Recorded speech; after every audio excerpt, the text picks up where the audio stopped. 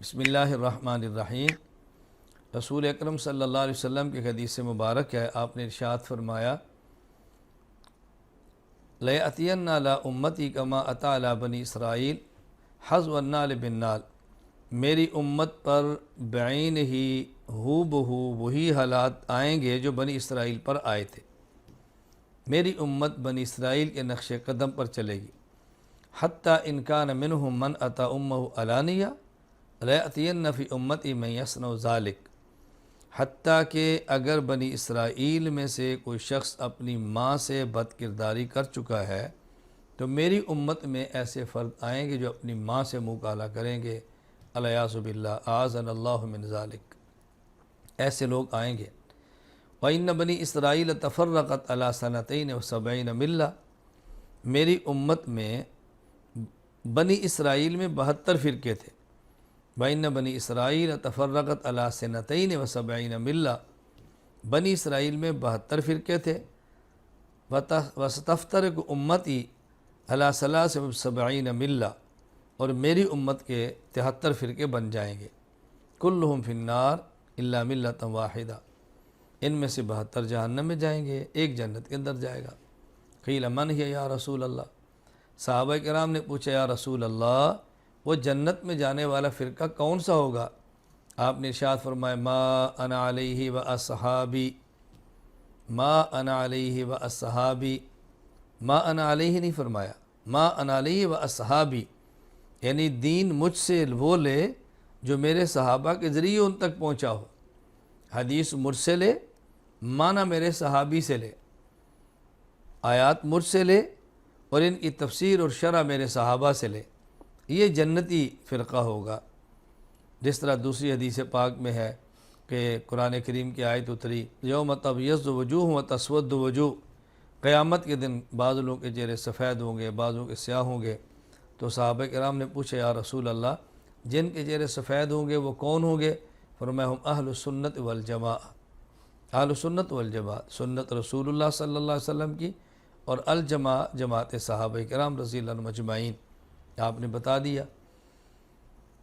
تو یہاں آپ نے صحابہ کرام کا ذکر اپنے نام کے ساتھ فرمایا۔ یہاں جو بات میں نے سمجھانی ہے وہ یہ، پہلی بات یہ سمجھیں کہ پہلی امتوں میں 72 فرقے تھے، اس امت میں 73۔ یہ 73واں فرقہ کون سا ہے؟ علامہ قرطبی رحمۃ اللہ علیہ نے اپنی تفسیر الجامع لاحکام القرآن، جو کہ تفسیر قرطبی کے نام سے معروف ہے، اس کے اندر لکھا ہے وَأَنَّ هَذَا صِرَاطِ مُسْتَقِيمًا فَاتَّبِعُوهُ، اس آیت کے تحت فرمایا هَذِهِ الْفِرْقَةُ الَّتِي زَادَتْ فِي فِرَقِ امت محمد صلی اللہ علیہ وسلم۔ یہ جو اس امت میں ایک زائد فرقہ پیدا ہوا ہے، یہ کون سا ہے؟ قال بعض العارفین الذین هم یعادون العلماء ویبغضون الفقہاء۔ یہ وہ فرقہ ہے جو علماء سے عداوت رکھتا ہے اور فقہاء سے بغض رکھتا ہے۔ اب علماء سے دعوت اور فقہاء سے بغض رکھنے والا کون ہے؟ ہر شخص جانتا ہے، بتانے کی ضرورت ہی نہیں۔ اچھا، اس کی پھر وجہ کیا ہے کہ یہ فقہاء سے بغض کیوں رکھتے ہیں؟ آسان بات یہ سمجھیں کہ جب کوئی نعمت آتی ہے تو دشمن بھی آتے ہیں، نعمت نہیں آتی دشمن بھی نہیں آتے۔ اس امت کو اللہ تعالیٰ نے ایک ایسی نعمت عطا فرمائی ہے جو پہلی امتوں کے اندر نہیں تھی۔ علامہ قرطبی رحمۃ اللہ علیہ اپنی تفسیر الجامع لاحکام القرآن میں وَتَفْصِيلًا لِكُلِّ شَيْءٍ، اس کے تحت ارشاد فرماتے ہیں لَمْ يَكُنْ عِنْدَهُمْ اجتہاد قَطُّ انما خص بذالک امت محمد صلی اللہ علیہ وسلم۔ اجتہاد پہلی امتوں میں نہیں تھا، یہ اللہ تعالیٰ نے اس امت کو، امت محمد صلی اللہ علیہ وسلم کو عطا فرمایا ہے۔ تو جب یہ نعمت نہیں تھی، اس کے دشمن بھی نہیں تھے۔ اجتہاد کی نعمت آئی ہے تو اس کے دشمن بھی ہیں۔ تو یہ بات سمجھیں کہ 73واں فرقہ وہ ہے جو اجتہاد کا دشمن، مجتہد کا دشمن، فقہاء کا دشمن اور علماء کا دشمن ہے۔ ایک بات یہ سمجھیں۔ دوسری بات، عام طور پہ لوگ پوچھتے ہیں کہ یہ جو 73 فرقے ہوں گے یہ مسلمانوں کے ہوں گے یا کافروں کے ہوں گے؟ یہ 73 فرقے کفار کے نہیں ہوں گے، ابدی جہنم میں جانے والوں کے نہیں ہوں گے، بلکہ یہ 73 فرقے ان کے ہیں جو مسلمان ہیں، ایک اہل سنت والجماع ہے، باقی اہل بدعت ہے۔